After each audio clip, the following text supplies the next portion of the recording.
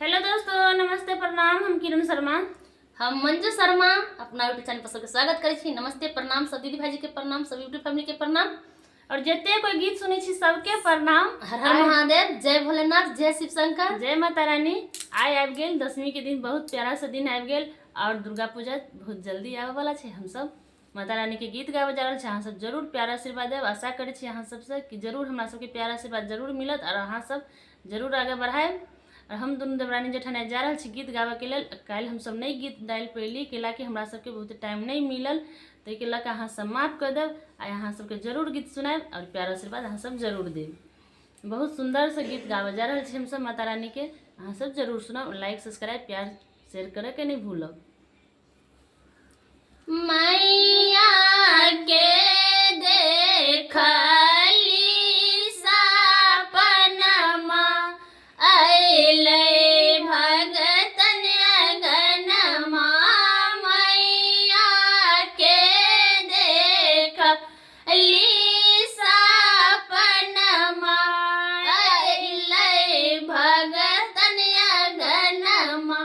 कोयो जय अगुअरनी पे केयो जय पछुअरनी पे केयो जय अगुअरनी पे केयो जय पछुअरनी पे केयो नीपैया माई के मंदिरवा राति देखली सपनमा। केयो नीपैया माई के मंदिरवा राति देखली सपनमा। अंधा जय अगुअरनी पे कोढ़िया जय पछुअरनी पे। अंधा जय अगुअरनी पे कोढ़िया जय पछुअरनी पे।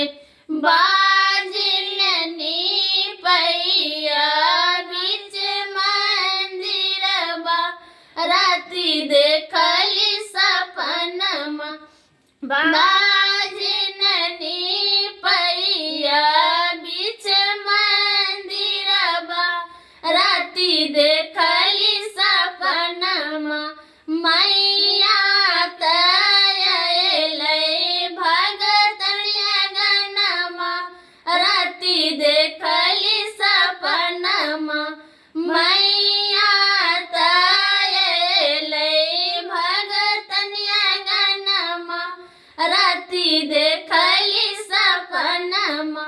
कोई साखी धूप लेने, कोई साखी फूल लेने, कोई साखी धूप लेने, कोई साखी फूल लेने।